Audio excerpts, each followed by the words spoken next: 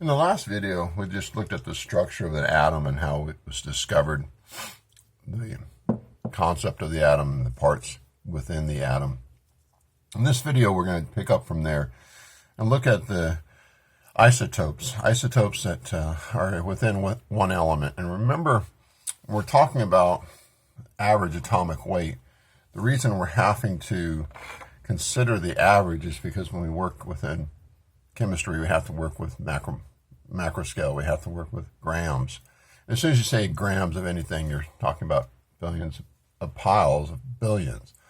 So we have to have some way to capture what is the average weight, because there's isotopes A and B, at least within a billion of billions. With whatever element you have, there's isotopes, and some have more and some have less that make up that average weight. So we have to analyze, we have to measure the overall mixture and see what the average weight is. So it's really something we have to do within chemistry to deal with the matter that comes to us. The elements come in isotopes, so we have to deal with that.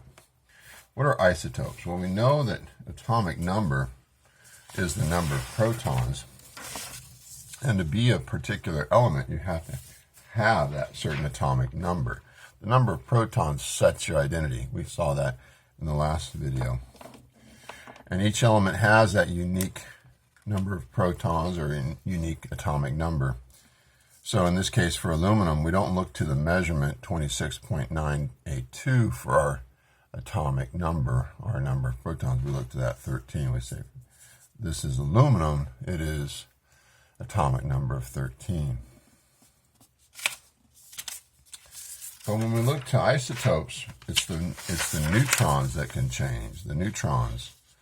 So identity is wrapped up in atomic number. Its mass number is the number of protons and neutrons summed together. So for this definition, we look to one atom, because an atom is going to have a certain mass number. An element, grams of something, is not. Let's remember that this is kind of going to the microscale. When you say the mass number, you're saying of this atom, this particular single isotope of an element. So, for example, if we say boron 8, just designating its mass number, boron 8, we say, oh, boron 8 has 3 protons, because to be boron, you have to have that 3 that's in the periodic table for boron. But if it's 8, then we know there's 5 neutrons together with those 3 protons that make this the isotope B8, boron 8. Atomic weight, we're going to shift very quickly from an AMU kind of description to the weight for 1 mole of an element. So usually we tie that to the understanding of 1 mole of any element is the grams for that 1 mole. So it turns out we have to have, of course, a measurement, a standard for what's going to be determining a gram. We use 12 grams of carbon, or a mole, to determine what 12 gram is. So we take that 12 grams and we tie it to this number of 6.02 times 10 to the 23rd, or you can go the other way. We're going to number all the carbon 12 isotopes within 12 grams, and whatever that number is, it's our Avogadro's number. It's becoming more and more precise every year. But that's our standard, is 12 grams of this particular isotope, just carbon 12, not carbon 13 or carbon 14 mixed in, but a pure pile of carbon 12 is our standard that sets the measurements against all others. So 12 grams of carbon 12 has Avogadro's number of carbon atoms. So as we look to boron, we know this represents boron because it has 3 protons, 1, 2, 3, but this would be B6 because it has 3 neutrons. B7, these are isotopes that we designate boron 7. You might tie it as, or you might see it as B3, 7 with a superscript there.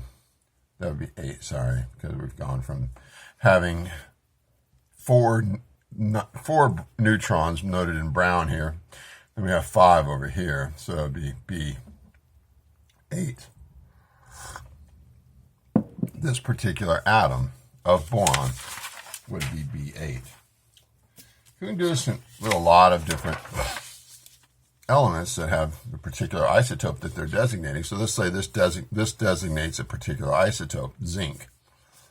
Zinc has 65 as its mass number. This particular atom, not the element, but one atom picked out from the pile, this zinc has a mass number of 65. How many protons?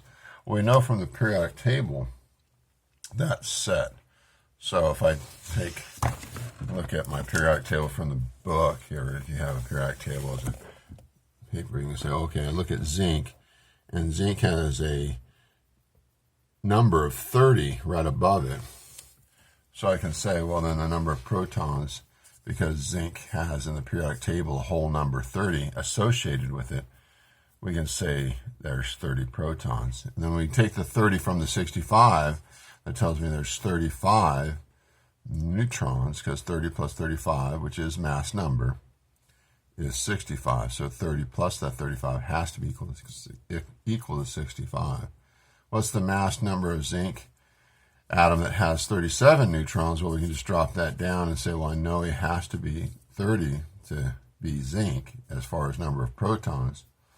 But then to be with 37 neutrons, I should write that as 67. We'd say, oh, 67 is the mass number. Mass number minus protons would give me 37 neutrons.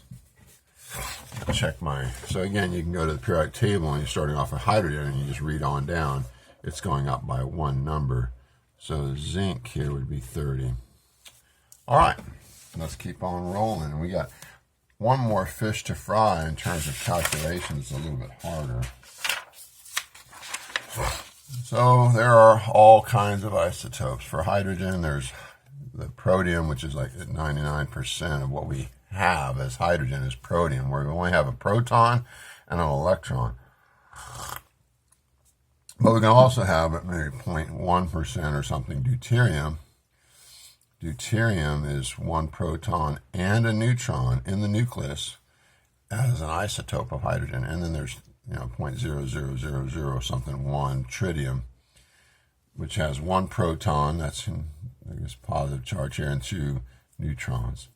The key idea is when you pick up a pile of hydrogen from a nearby star or whatever, you will not know the exact percentage of each isotope without doing a measurement. Unless we take all this data and we kind of come up then with what's the average atomic weight when you pick up a pile here and a pile here and a pile here. What kind of mixture of these three do you get? That's where this number comes from right here. 1.0079 tells us something. It tells us, oh, when we're looking at the mixture, we get mostly protium because it's close to the weight of 1 AMU or 1 gram per mole. It has only one proton. This has roughly a weight of 2 grams per mole or 2 AMU. This would be 3. So if this is closer to the 1, we know we have a lot of protium and maybe just a little bit of these two. That really helps you, that measurement down there, if you want to ballpark what the percentages are. Of course, to do study of the percentages, we use mass spectrometry.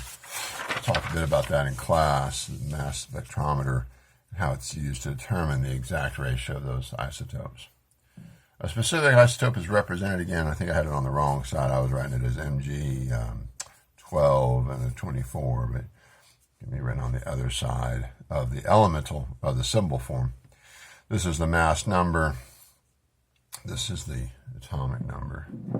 So for carbon 13, you could write it as our, of course, 6 protons, as it always has to have, and then it has 13 as its mass number. And the number of neutrons would be, I hope you're saying 7. All right, not too difficult. Well, our last one, I guess just before we get to our last one, these kind of quick 2 problems. Identify element X that has 28 as its atomic number, so we can go right to a periodic table and look at where 28 falls. And I'll leave this one for class as far as a discussion in class. So kind of be ready for this one. And then 60 would be its mass number. So from this, we can determine what it is in the periodic table. There's only, at 28, I'm a 28er. There's only one element that has 28 as its atomic number. And then you can answer all these questions here based on that. So we can take and now look at also, just like carbon 12, we can say, hey, this has, we know, 6 protons, 6 neutrons, and 6 electrons, because these have to be equal for that isotope. And we can do it for C13. We can say, well, it still has 6 all the way across, because protons don't change. Neutrons would be 7 and 8, and then, of course, this would be 6 and 6. So, again, that last slide, I'd like you to do that before class. But I think the thing we're going to end on is this here, calculation of atomic mass, where we can have an instrument that has given us the exact amount or percentage or abundance we have of each of those isotopes. So we can take that fraction from the instrumentation, times it by the exact mass determined by the instrument, fraction times the exact mass of the isotope, added to the calculation of fraction times the mass of isotope 2, we just add that together, will give us the average atomic mass. So let's just see that in a calculation. Below is the atomic mass of each isotope measured by the same mass spectrometry. The mass is very close to 24, 25, and 26 for magnesium. So the mass is not exactly 24 for this isotope due to a little bit of some strong forces. When nuclei form, they lose a little bit of energy when protons meet neutrons. So it's not going to always, there's actually a little bit of loss of mass. So this 24 is an isotope of Mg, has a little bit lower mass. You typically see that. This one's 24.99 and 25.98, but we still remember that this has, as its number of neutrons, if it's Mg24, it has 12 protons and 12 neutrons, because that gives us 24, this mass number. But again, the mass that you actually measure is a little bit lower because of nuclear forces. We can times each of those exact masses by the percent of those masses that show up in mass spectrometry. So we can take the 23.99, and there was 78%. I'm going to write it as a fraction, 0.7870.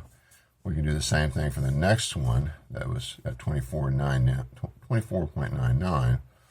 We can say 0.1013. And we can do the same thing. And this, I'm going to go ahead and stop because really I've set up the equation here.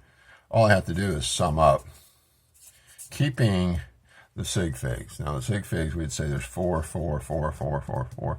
So when you get your answers for each of these, you're going to underline or make sure you designate what is your fourth sig fig, and then you're going to add up. And we'll do that in class. And when you add up, it's all about place value.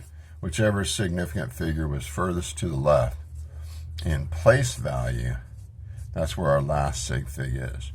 So try this in class. There's one more after it that we'll do in class, looking at chlorine. Same problem, sort of problem. But we'll pick it up here also in class. What is the summation that you get? And we'll talk about place value. Thanks. Bye-bye.